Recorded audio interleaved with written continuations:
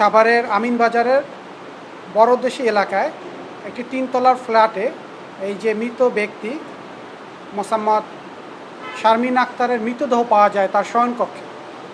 তো তার ঘরের ভিতরে তার বেডরুমের উপরে তার মৃতদেহ পড়েছিল, তার মাথা ছিল ফ্লোরের দিকে এবং গলায় ওড়না পেঁচানো ছিল। এই অবস্থায় তার মেয়ে সন্ধ্যা 7:15টার দিকে যখন বাসা আসে দেখে দরজা খোলা, ভিতরে ঢুকে তার মায়ের ডেড বডি দেখেছে, চিৎকার করে। পরবর্তী প্রতিবেশীরা আগিয়ে আসে এবং পরবর্তীতে থানা পুলিশকে অবগত করে।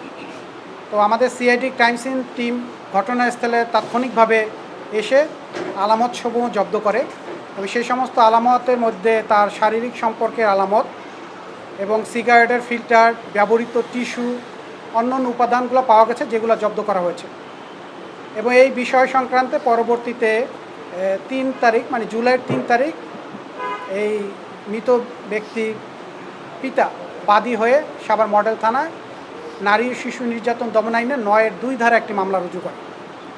প্রথম থেকে পিবিআই ঢাকা জেলা আমরা এটা ছায়া তদন্ত অব্যাহত রাখি এবং এটা পরবর্তীতে আমরা সউদ্যোগে মামলাটা গ্রহণ করি।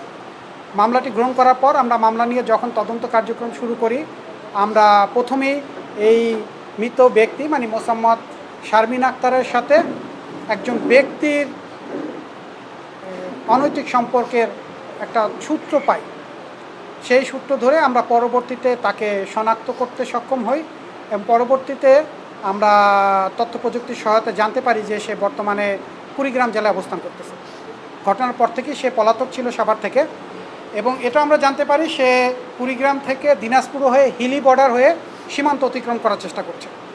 যার পরিপ্রেক্ষিতে আমরা দ্রুত অভিযান পরিচালনা করি। আমরা 2 দিনব্যাপী বিভিন্ন জেলায় অপারেশন করি এবং পরবর্তীতে আমরা কুড়িগ্রাম থেকে তাকে গ্রেপ্তার করতে সক্ষম হই এবং আমরা 14 জুলাই তাকে কুড়িগ্রাম থেকে গ্রেপ্তার করি। গ্রেপ্তার করে আমরা পিবিআইতে নিয়ে আসি।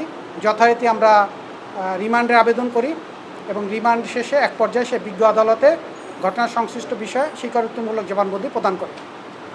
ঘটনার প্রেক্ষাপট, স্বীকারোক্তিমূলক জবানবন্দি এবং অন্যান্য বিষয় পর্যালোচনায় প্রাথমিকভাবে প্রতীয়মান হয় যে মোসাম্মদ শারমিন আক্তার 2023 সালে ওনার হাজব্যান্ডের সাথে ওনার ডিভোর্স হয়।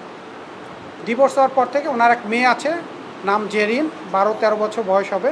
তাকে নিয়ে সে সাভারের কাতলাপুর এলাকায় থাকত। আর এই যে আসামি মোহাম্মদ মাসুম ইসলাম, এর বয়স হচ্ছে 23। সেও ওই সাভারের কাতলাপুর এলাকায় সিআইবি মোড়ে একটা চায়ের দোকান ছিল। এই চায়ের দোকানে যাওয়ার সূত্র ধরে এই মৃত ব্যক্তির সাথে এই ছেলের একটা প্রেমের সম্পর্ক গড়ে ওঠে। কীভাবে? চায়ের দোকানে সে চা খেতেও প্লাস এখানে ওয়াইফাই ব্যবহার করতো। পাসওয়ার্ডের সূত্র ধরে তাদের মোবাইল নাম্বার নেওয়া দেওয়া হয় এবং তার পরবর্তীতে তারা একটা প্রেমের সম্পর্কে জড়িয়ে যায়। প্রেমের সম্পর্কে জড়ানোর পর তারা হেমায়তপুর সহ অন্যান্য এলাকায় বিভিন্ন হোটেলে গিয়েও তারা শারীরিক সম্পর্ক স্থাপন করে।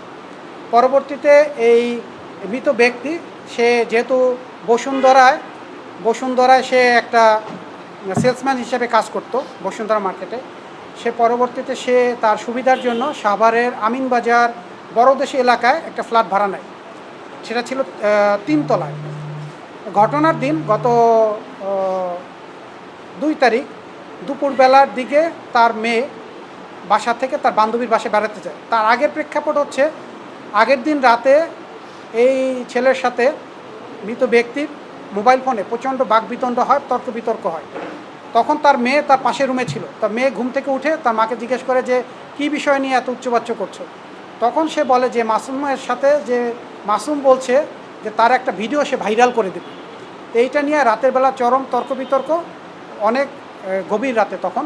এবং পরের দিন যখন তার মেয়ে দুপুরের দিকে তার বান্ধবীর বাসায় বেড়াতে চলে যায়, তার পরবর্তীতে এই আসামি মোহাম্মদ মাসুল ইসলাম তার ঘরে আসে এবং ঘরে আসার পর সে যথারীতি তার সাথে শারীরিক সম্পর্ক স্থাপন করার পর সে তখন ওই বেডই বসে সিগারেট টানতে ছিল।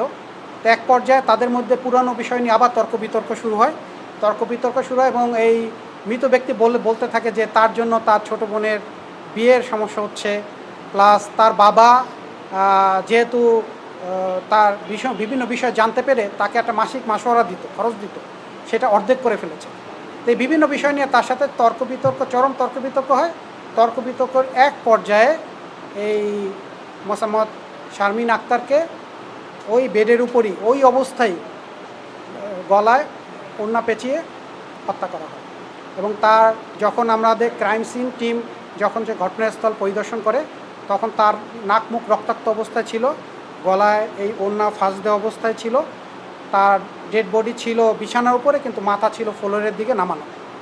এবং সেখান থেকে শারীরিক সম্পর্কের আলামত পাওয়া গিয়েছে এবং সে যে সিগারেট ব্যবহার করেছিল সেই ফিল্টার পাওয়া গেছে, সেগুলো জব্দ করা হয়েছে, ব্যবহৃত টিস্যু পাওয়া গেছে।